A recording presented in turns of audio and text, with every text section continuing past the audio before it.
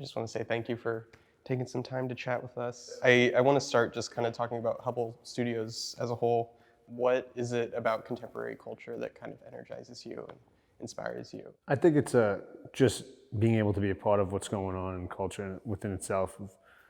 The arts really, I feel like the photo industry really leads away in a lot of that, because it's more timeless in a sense. So when you're creating content and you create these photo assets that kind of could live forever, and then being a part of that is like, I'm such a big fan of it. I admire it so much that the fact that we are a part of it, that's like really gets me going. And then providing a place that's vulnerable for creatives to come and do what they want to do and feel that everything they do here is accepted, everything they do here is okay. No one's ever judged. There's no elitist attitude. No matter who we have shooting, everyone's the same. Everybody's creative. They all get respected on the same level. What was kind of one of the first major things that stood out to you that happened at Hubble? We had, Ariana Grande shoot her entire Dangerous Minds campaign here. A ton of other people shoot. When Kylie's Lip Kit first came out, we shot all of her stuff, first content here. We shot Anastasia of Beverly Hills. We shot all their first content here, or a lot of their beginning content. I think there was a lot of people that stood out, and then the quality of work that we did, and then we were able to execute, we were able to pivot on our feet, and to be able to execute it all in a timely fashion. We don't have 3 months to do this. You're getting the order the day before. You need to have it in 12 hours. Yeah, well, and kind of talking about that work ethic, you're from the Bronx, and how do you think that maybe kind of influenced the way that you work? Oh, I only ever worked at places that were the best of the best in what they did, and I think that it gave me the ability to realize that what's capable and what's possible is far exceeding what people usually think the norm is. Like if people think they can run a mile in 7 minutes and that's fast, I'd rather go run it with guys who run it at sub 5, And I may not be able to do that, but I'm gonna get close, And if someone else can do it, if it's out there and somebody could do it, we could do it. And I think that New York definitely sets the bar for what's capable and what you can do. And it's like, New York Minute's a New York Minute for a reason, that you get so much done in that minute. Yeah. And coming to LA and having that mentality and that work ethic and that drive and aspiration, I think people highly underestimated us as a culture and a brand that we just blew up when no one was even paying attention. You have Hubble clothing. What kind of made you want to move beyond just the studio? I think that a lot of what happened was so organic in a sense that, I had an interest in the clothing industry because I had my interest in fashion and just expressing myself in the way I want to and dressing how I want and not, following rules, but also not breaking rules just to break rules. I think it was a sense of just the architecture of certain things, the way the craft, the design that goes into clothing, and it was really organic because we were on set with so many people, and how do we distinguish between when I staff up and I have now 8 guys here, 11 guys here, 11 men and women. How do I distinguish between us and them? Okay, so let's make staff shirts. So I went to go make a bunch of blanks. They wanted such a ridiculous amount of money that I was like, I'll just go source like vintage Champion stuff and print on it, because that I felt like was with the times, and then we had got such dope shop one-on-ones that Kylie was here and they asked for a sweatshirt that we had, and the only sweatshirt we had that fit her was the painter's, and I had to go make the painter give me a sweatshirt, gave it to Kylie. Then a couple months later, she ended up wearing it on another photo shoot, and it clear as day was Hubble Studios on the back. And I was having a bad day at the time. I had so much other stuff going on because I do work in real estate also, and I project manage a bunch of other stuff. And it was such a bad day that I literally looked at this. I was like, oh, now I got to make a clothing line. Because it was like almost a burden because I couldn't not do it at that point. And people wanted it, and there was a demand. This feeling that they keep putting it back on. That's why I pick quality stuff. That's why we spend a ridiculous amount of money on the stuff we manage and the stuff we manufacture, because I want them to leave with that feeling like, wow, this is like representative of the service I received here. And then they wear it on their back and they're proud of it. And then even beyond that, you've got the Hubble Creative Agency. I saw that friends of mine coming, oh, we want to make this look like Hubble.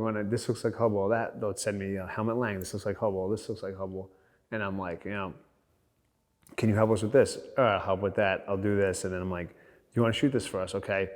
Then it was taking up so much of my time. I had to then staff up the creative agency and then start to vet like, okay, I got to start saying no to people, because we're spending so much time on trying to create things for other people that we got to focus on what we have in here. I feel like a lot of the reasons why the things we do were so successful, that it wasn't for gain profit-wise. It was to maintain the culture and to be able to structure it, and that's why we did so well. And it just made sense. Yeah. I feel like, you know. It was a natural progression of Yeah, things. totally. Kind of moving away from the sort of like Hubble brand stuff, Balanced cannabis brand. What kind of inspired you to make moves with Balanced and move into the cannabis industry? Yeah, I've been in. I've actually was building and operating in the cannabis industry for a long time with cultivations and knowing how to do it. And then obviously getting extremely well, marketing, advertising, and branding. And a lot of it had to do with creating a brand that was gender neutral, that was easily digestible to women and men and different ages and different groups, people that are going through chemotherapy, people that are going through, Alzheimer's and other things that they need it, and they would be okay, this is something that I would accept, not some cartoony, high impact, super colorful item. This is something that was easier to look at. So it would be open to people who normally would shy away from it, from cannabis. And it was something that would be culture okay. Yeah.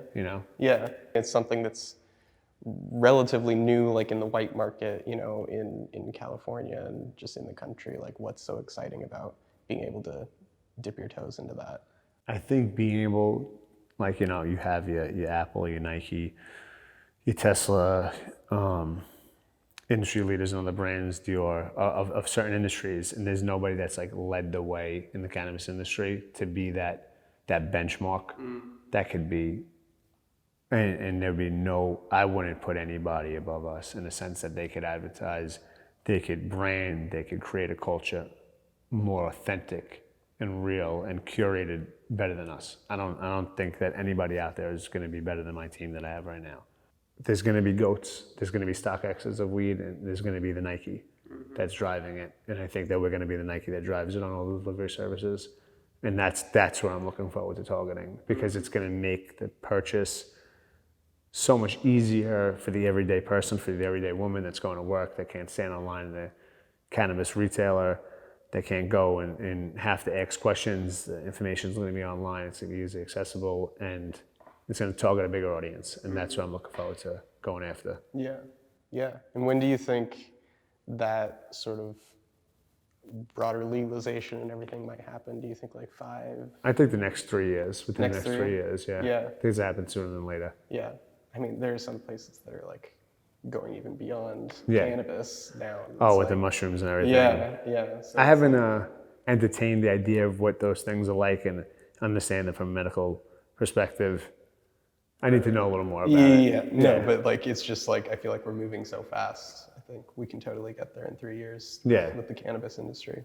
And then where do you maybe think Hubble as an entire brand, Hubble clothing agency and Balance might be in 5 years?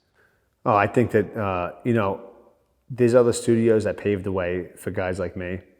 And I think that we got there faster than a lot of people. And I think that right now, if we stay true to our culture and true to our service, that we're going to have such a stronghold on the industry that it's going to be a worldwide destination for people, young photographers, older photographers, more veteran photographers, to aspire to want to come here and shoot and create. Young artists that, you grew up watching people that you look up to, and they're shooting here, and now when they're in that place to blow up, they're going to want to gravitate towards here. And I think that's only going to go on the up and up. And I want to get to a point that everyone in this industry will know who we are and want to shoot here at some point.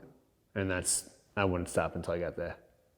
Nice. Well, yeah, so thanks so much for chatting and talking to us about the Hubble brand and Balanced and where it'll go from here. Thank you. I look forward to seeing all the great stuff that Flown creates here. Thank you very much. Thanks. Thank you.